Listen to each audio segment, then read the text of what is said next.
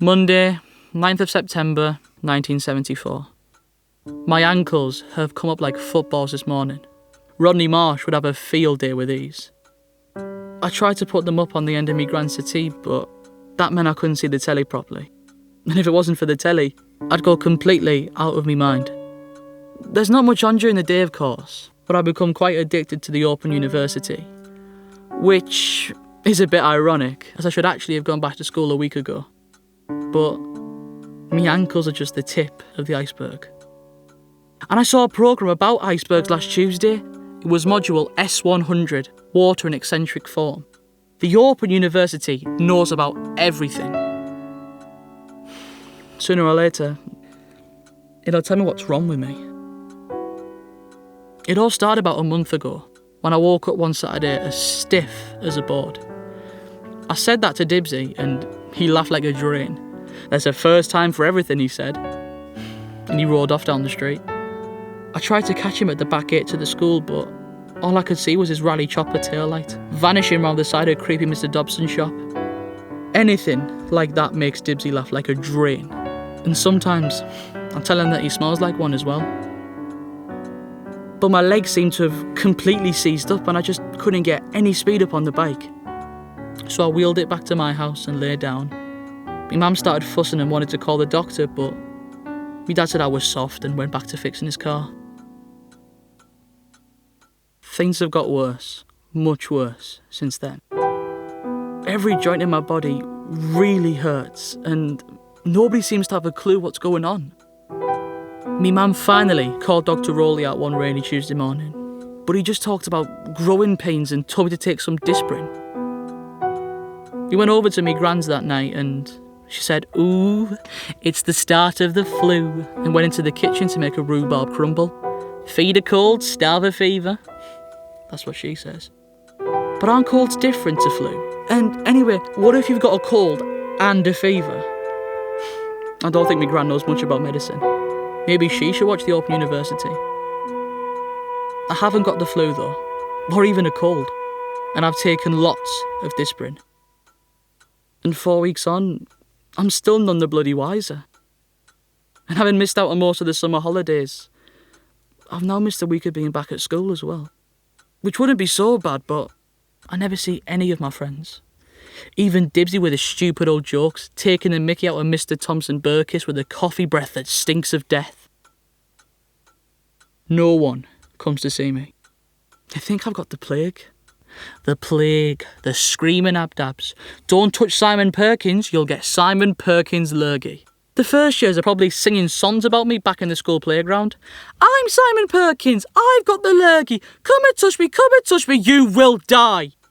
And then eventually, there'll be a full module about me on the Open University.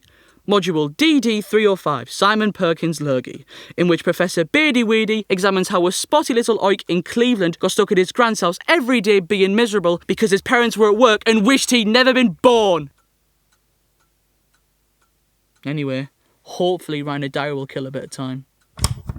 Once I've had a kip.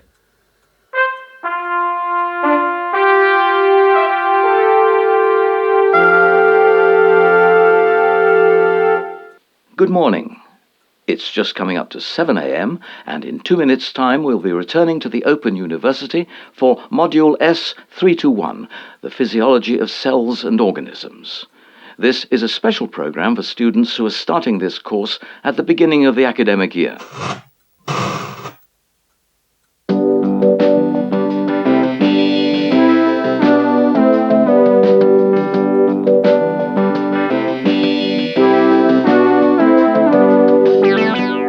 It's not just my joints and my ankles.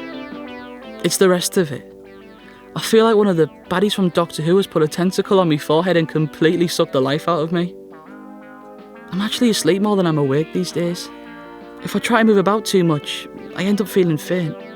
I actually keeled over in the bathroom last week, trying to get my dad's Old Spice off the top shelf.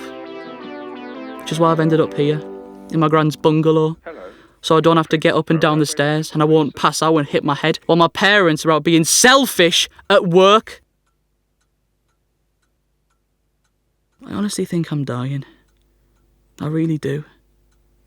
You hear about this from time to time. You see it on the telly and stuff. Kids that get weird diseases and die. I shouldn't be stuck indoors on my own like this. I should be out picking brambles by the railway line with a carrier bag from Presto's.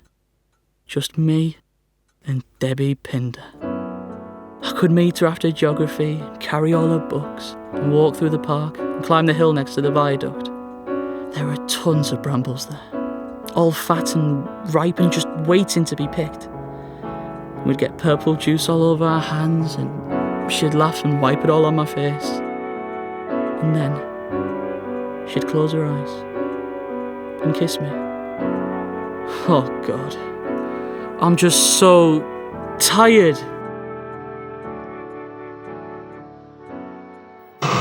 It's 7 o'clock. Welcome back to the Open University. And now we have a change from the advertised lecture on the physiology of cells and organisms. In this programme, we meet Simon Perkins, a sickly young boy from a small northeastern town, and look at the effect of an incident behind the railwayman's hut, in which Simon kisses an innocent young girl, Debbie Pinder, on the lips. The programme is intended for students of Module DD305, Simon Perkins Lurgy, and is presented by Professor Ronald Beardyweirdy.